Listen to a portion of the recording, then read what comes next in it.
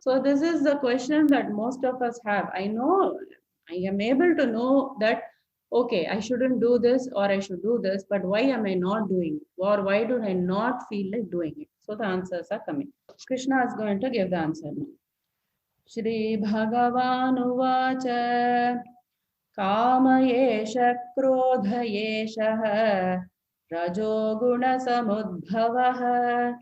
महाशनो महापाप्मा विद्येनमिह वैरिणम्. So what is it? Kama yesha, krodha yesha. Add it because when we break it is yesha.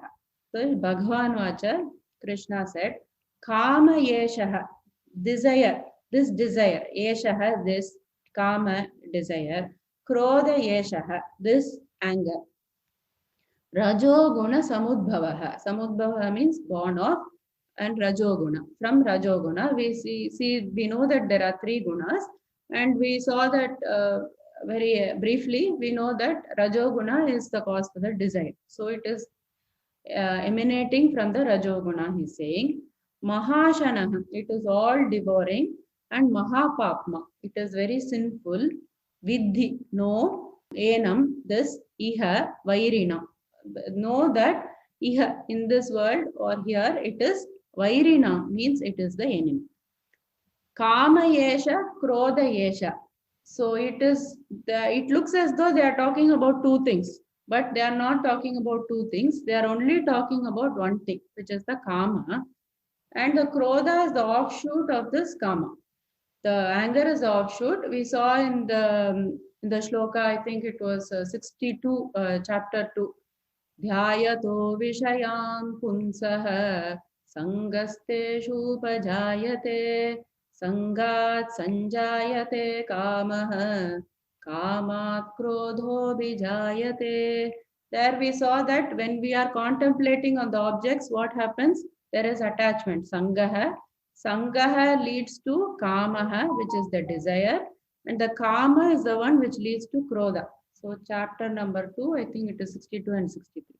So that was what he said in the beginning itself, that one by one it will develop. First object, and then the continuously thinking attachment, then from that desire to anger. Then it develops into full-fledged where you totally lose track of your life. That way shloka we have seen.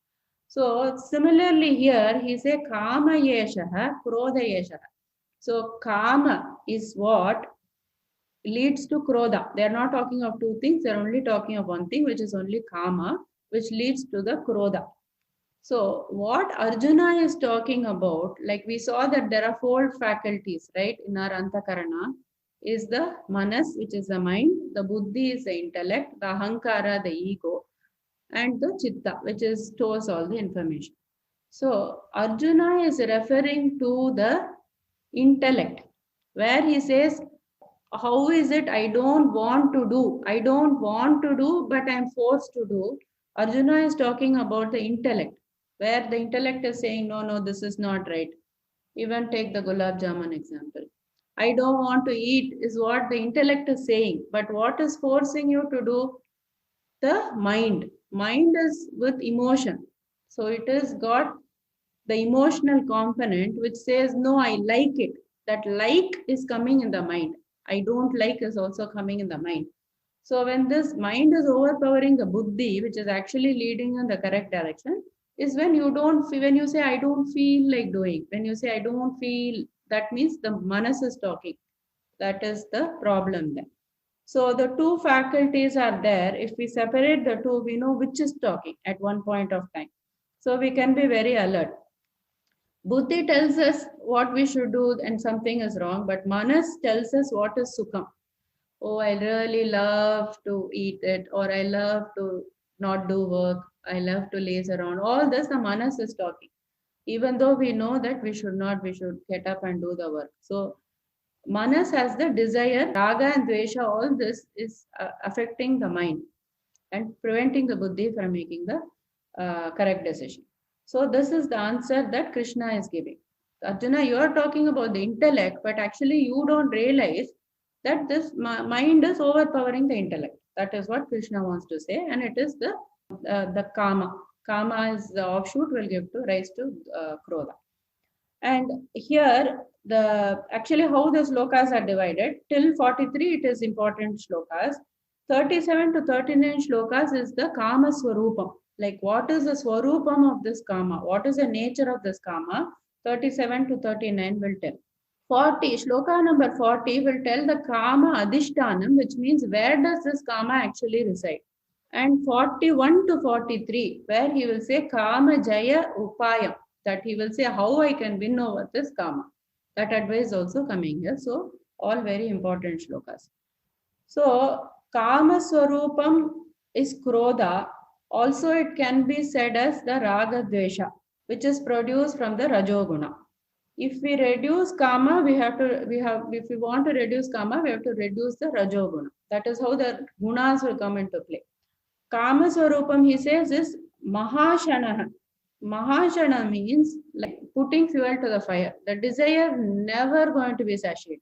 That is the real nature of the desire. If you are going to say that I will enjoy it and that will go away, it will not go away. Another desire will come or a bigger desire will come. So he says Mahashana. It's a food. It is the all devouring.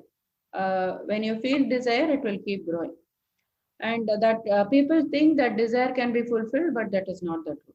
And Mahapapma means it is very sinful. Why? Because all the stories of Duryodhana, Ravana, all this instigated by the desire. So what did it lead to? Papa. It is Mahapapma. All the bad characters are usually instigated by this Kama. So that is the Mahapapma he's talking about. And Vairina, know this as your enemy. So just know your enemy. So you should know that this is the enemy for you to stop you from progressing. So the general translation is, the Supreme Lord said, it is lust alone which is born of contact with the mode of passion and later transformed into anger. Know this as a sinful, all-devouring enemy in this world. So 38. So he is going to describe the Swarupam of this Kama again.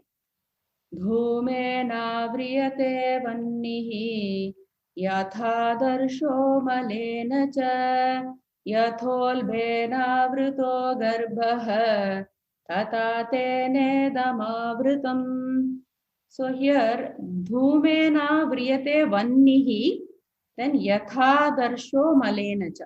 We have to break it. And then similarly, yatholbena vrito garbha. Tatha, we are breaking and we are taking the halves out. Garbha, tatha tene damavrita.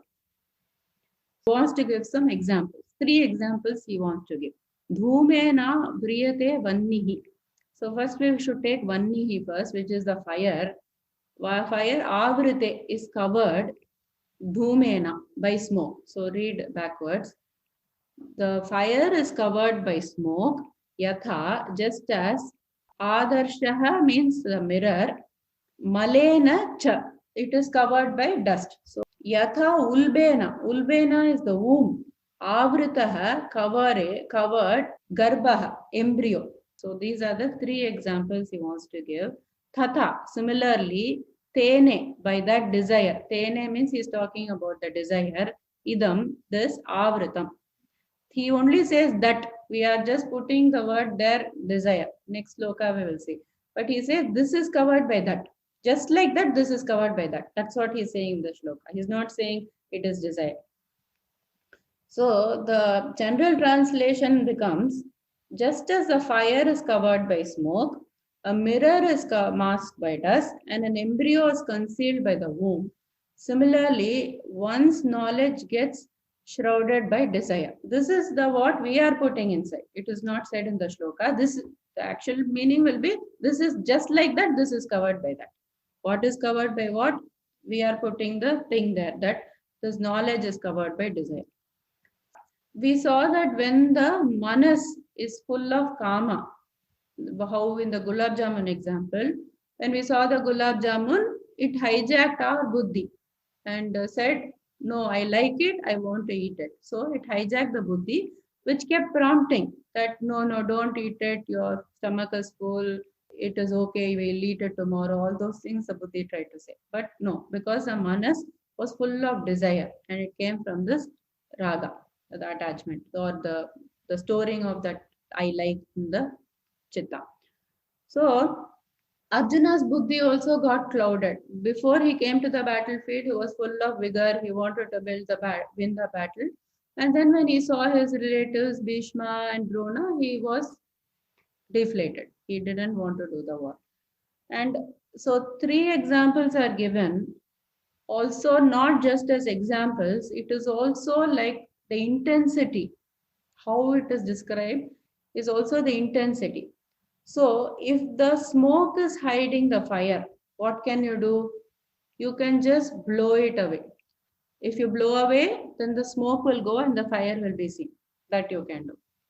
When the mirror is covered by the dust, what you will do? You will take a cloth, maybe you need like a something to spray on, and then it is more tougher than the smoke covering the fire. So you need more. So the intensity of the desire is more, then you need more cleaning. You need a spray. And embryos covered by womb. The embryos covered by womb, what do you need? Patience. Because it will only come out after 10 months. So 10 months you have to work on it. You have to work on it to clear the desire. So various degrees also is given in this. That if it is a small desire, you can blow it away. Otherwise, you have to put a cleaner. Otherwise, you have to be patient and work on it till it comes out. Till the baby comes out, you have the baby in your stomach, right? You're not one day, you're not done with it. So just like that, we have to work on it till you get rid of the desire. So next shloka, again it is talking about the Kama Swarupam, and he is going to give one more example. Avritam jnanametena jnanino nityavairina kamarupena kaunteya dushpurena nalena cha. So he says, Avritam jnanametena. So here only he is telling what is covered by what. Avritam, it is covered, jnanam, this knowledge, etena, by this, what? By this desire. Jnaninaha, of the wise, nitya vairina. For the wise, he says it is a perpetual enemy. We will come to that point. For the wise, it is a perpetual enemy. Why it is not enemy for others, we will see. Kama rupena kaunteya. Kama rupena, in the form of desires, kaunteya, O Arjuna, son of Kunti, dushpurena, it is insatiable. Analena, like a fire, cha. So this is the other example. Just like the fire will take everything, it will swallow everything. The desire will keep swallowing everything. So the general translation of this is the knowledge of even the most wise gets covered by this perpetual enemy in the form of insatiable desire, which is never satisfied and burns like a fire, O son of Kunti. The previous shloka he said that is covered by this, but this shloka he is saying that the knowledge is being covered. So for the why he says for the jnani this is a perpetual enemy, and not for the ajnani it is not perpetual. Jnani will know it as an enemy when it comes, but ajnani what will do?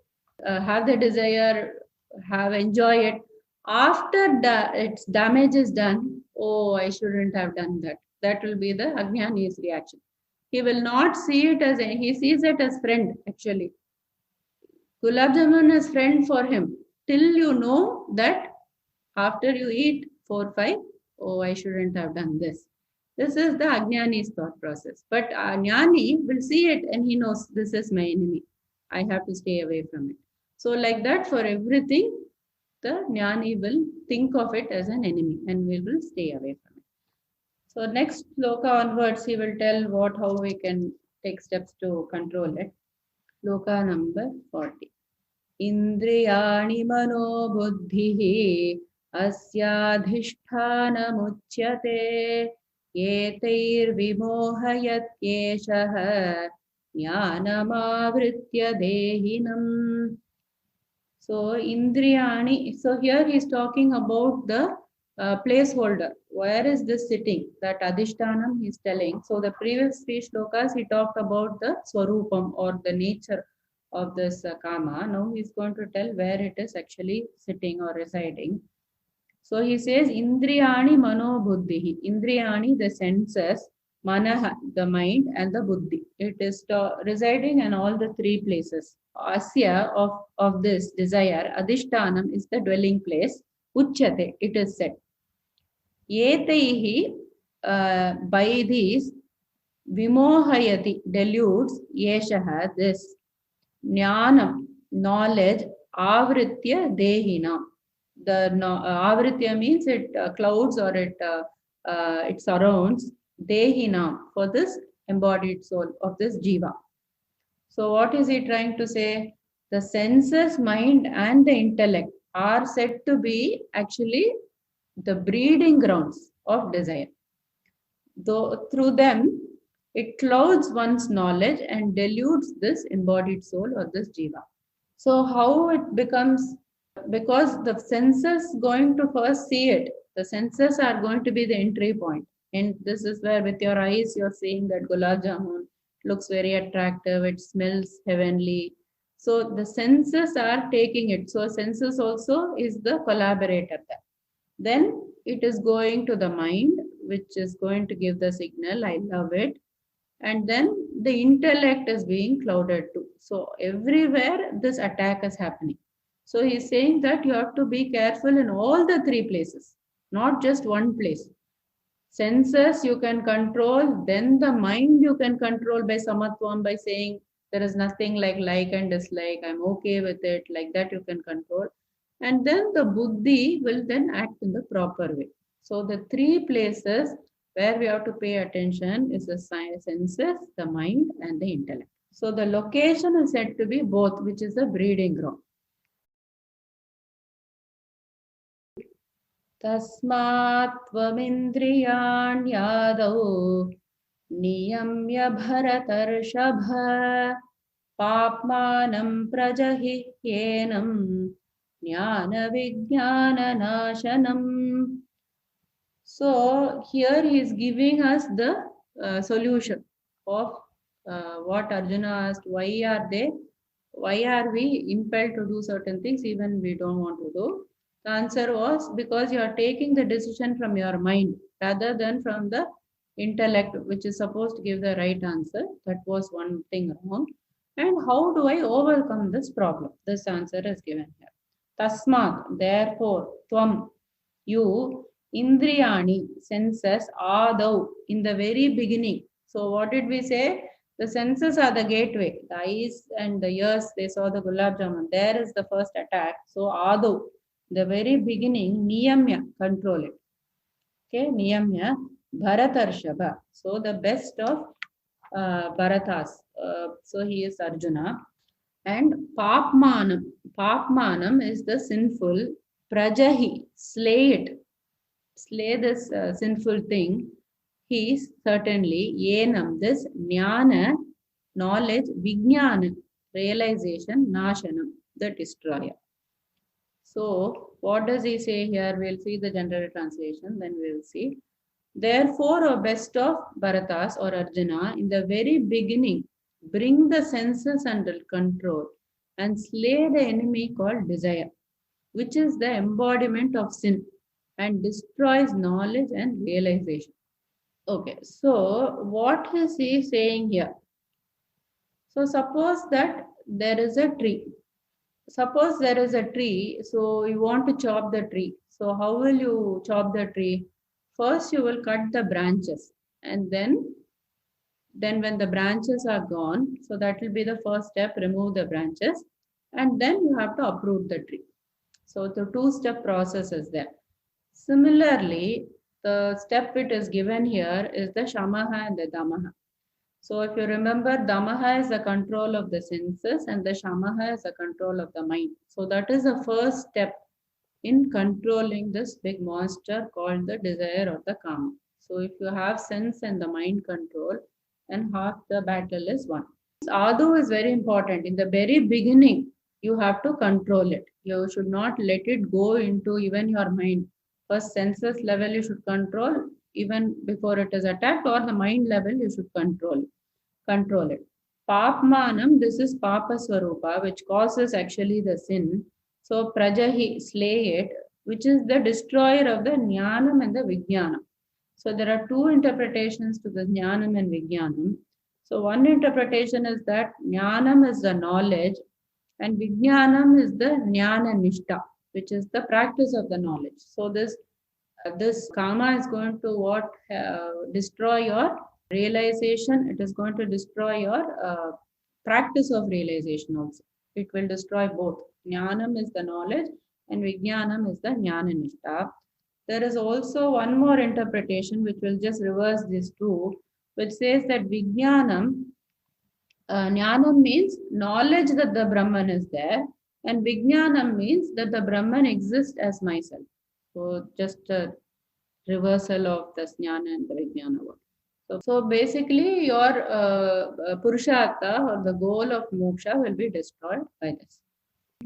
42, very important shloka. This is very important and one of the quoted shlokas. Indriyani paranyahuhu indriyebhyah param manah manasastu para buddhihi yo buddheh paratastu saha. So here we will break it as Indriyani paranyahuhu, then cutting out the ra, Indriyebhyah param manah. Manasastu para buddhihi. Again, second line. Manasastu para buddhihi. Yo buddhe paratastu sar. Okay. So here, what he is talking about kind of superiority. We'll see the meaning of that parani word. But Indriyani, the senses, parani, are superior. Ahuhu are. So it is superior to the body. The Indriyani, the senses is superior to the body. Indriyebhyaha param manah. That is superior to the manah. It is superior to the mind. First is the body, then after the body is the senses, and after the senses is the mind in superiority order. Manasastu para buddhihi. Manasastu manaha, than the mind, para buddhihi is the intellect. The intellect is superior. Yaha, who buddhehe, than the intellect, is the paratastu saha, or more superior. Saha is talking that is the Atma. That we have to put it as the Atma. The body, the senses, then the mind, then the intellect, then the Atma. So 5 levels are there. So here what is being said is, one is superior to the other. One is superior, that parani itself, it is given lot of meanings. One, you can take it general meaning is you can say superior. You can tell one is more subtle. Like compared to the gross body, the senses are more subtle. Compared to that, the mind is more subtle. Compared to that, the intellect is more subtle. And also they will interpret it as parani. That word itself is given one more meaning, which is vyapi. That is how much it is spread. Like gross body, you can be there only in one place, but in the mind you can think of so many things. You can be even in US, you can be in UK, like so much you can spread, because see, each as you move inside, more and more you will expand actually, with the body, the senses, the mind, the intellect, like that. And also it is also said parani means it is closer to the Atma. Like it is closer means not in distance, but the more superior nature of it is increasing. As you go from the body to the intellect, one step by one step, it is becoming more and more polished and superior. So that parani has different meanings. And how this is actually interpreted is, the Atma we saw is the Drik Swarupam, which is the intelligence, and all the other things were Drishyam. In Upanishad, what they will do is, why they are dividing the body into layers. We saw the Panchakosha Vivekam. What does mean? Just mean big word, but it just means your body is divided into layers for a purpose. For understanding, they have divided the body. What were the layers? Annamaya Kosha, Pranamaya Kosha, Manomaya Kosha, Vijnanamaya Kosha, and Anandamaya Kosha. This we have already seen.